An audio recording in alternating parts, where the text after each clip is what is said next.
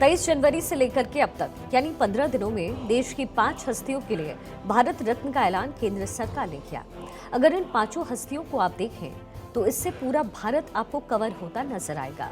उत्तर प्रदेश से चौधरी चरण सिंह, बिहार से कर्पूरी ठाकुर, साउथ से 2 नाम वीवी नरसिम्हा राव और एमएम स्वामीनाथन और पश्चिम यानी गुजरात से लालकृष्ण आडवाणी। जब नरेंद्र मोदी ये कहते हैं कि 3rd टर्म कंफर्म है तो ये 5 नाम बेहद अहम हो जाते हैं। नरेंद्र मोदी ने इसके जरिए संदेश ये भी दिया कि वो दलीय बंधनों से ऊपर उठ करके सोचते हैं।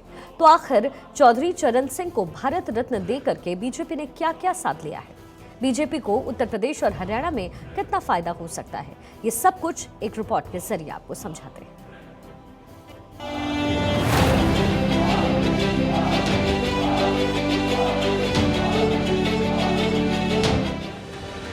22 जनवरी से लेकर अब तक यानी इन 16 दिनों को अगर खास तौर पर देखेंगे तो पता चलेगा कि नरेंद्र मोदी ने इन 16 दिनों के अंदर ही 2024 में अपनी हैट्रिक की पूरी पटकथा लिख दी है।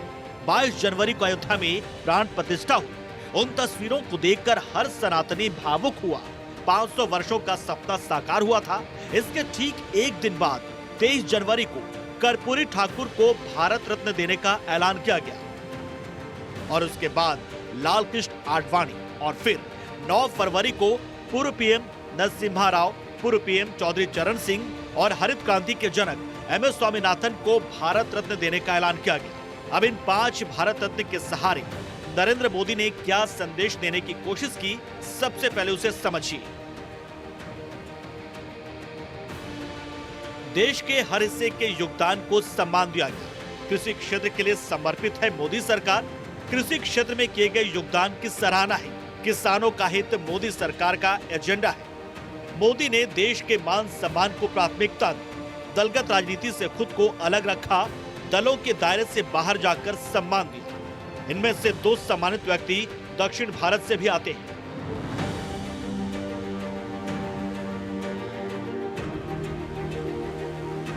देश की इन 5 हस्तियों को भारत रत्न देने का ऐलान ये बताता है कि नरेंद्र मोदी ने चारों दिशाओं को साध लिया है, हर वर्ग को साध लिया है।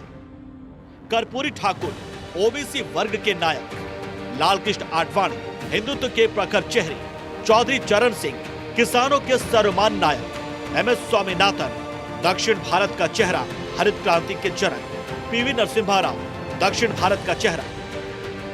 सबसे पहले बात चौधरी चरण सिंह की करते हैं। कुछ दिनों पहले ये चर्चा थी कि जयंत चौधरी एनडीए के पाले में आ सकते हैं। इधर जैसे ही चौधरी चरण सिंह को भारत रत्न देने का ऐलान हुआ तो पीएम मोदी ने एक्स पर लिखा, हमारी सरकार का ये सौभाग्य है कि देश के पूर्व प्रधानमंत्री चौधरी चरण सिंह जी को भारत रत्न से सम्मानित किया जा रहा है। ये सम्मान देश के लिए उनके अतुलनीय योगदान को समर्पित है। उन्होंने किसानों के अधिकार और उनके कल्याण के लिए अपना पूरा जीवन समर्पित कर दिया था। उधर प्रदेश के मुख्यमंत्री रहे हों या देश के गृह मंत्री और यहाँ तक कि एक विधायक के रूप में भी उन्होंने हमेशा राष्ट्र निर्माण को गति प्रदान की। वे आपातकाल के विरोध में डटकर खड़े रहे। हमारे किसान भाई बहनों के लिए उनका समर्पण भाव और इमरजेंसी के दौरान लोकतंत्र के लिए उनकी प्रतिबद्धता पूरे देश को प्रेरित करने वाली है। देखिए कोई कसर रहती है। आज मैं किस मुंह से इनकार करूं आपके सवाल। जो आपने बात पूछा कि कांग्रेस में पहले निर्णय नहीं लिया गया, मैं तो अंदर से जानता हूं कितनी बार चौधरी अजीत सिंह जी के मन में बात उठी, कितने बार उन्होंने प्रयास किए। इसके बाद सबसे पहला ट्वीट जयंत का ही आया। जयंत ने लिखा कि दिल जीत लिया।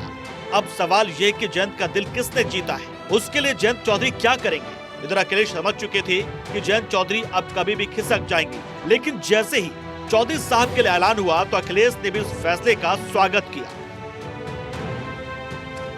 इसे जितने भी किसान नेता और जितने भी दलों ने जो समय समय पे मांग की थी, उन सब को बधाई और धन्यवाद, जिनकी के परिणाम आज दिखाई दे रहा है कि देश के पूर्व में रहे प्रधानमंत्री, किसान नेता, और उन्होंने पूरी ज़िंदगी अपनी लगा दी थी गरीब किसान को खुशहाली के रास्ते पर लाने के लिए। अब सवाल ये भी है कि चौधरी साहब के सहारे बीजेपी को कौन कौन से फायदे हो सकते हैं। जयंत एनडीए में आ सकते हैं। यूपी की 27 लोकसभा सीटों पर जाट वोटर्स का बड़ा असर है। यूपी में जाटों की आबादी 35 लाख के आसपास है।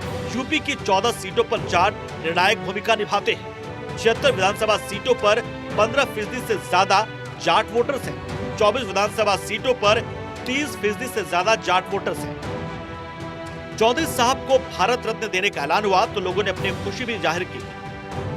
देश के पूर्व प्रधानमंत्री,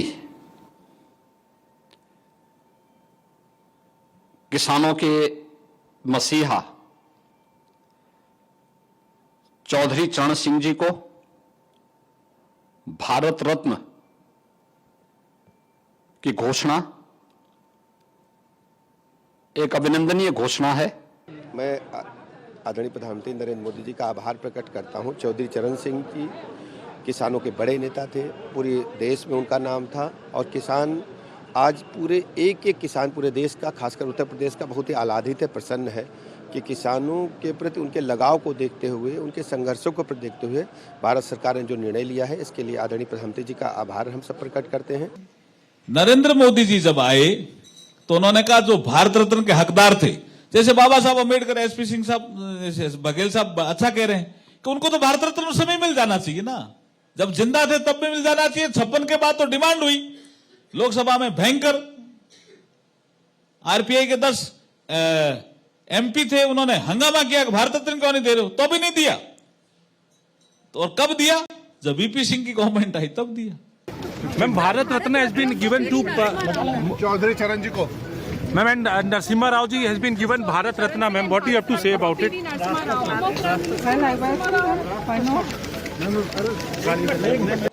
आप देख ही सकते हैं कि ऐसे ऐसी महान विभूतियाँ जिन्होंने समाज को, देश को, राष्ट्र को एक आयाम दिया था और उनकी कृतियों को, आज उनकी आत्मा को और आज के दिन में सही माने में सम्मान तो दिया, मोदी जी ने दिया। वादा हमारी सरकार ने कि बिना जो भी इस तरीके से काम करेगा उसको भविष्य में भी मिलता रहेगा।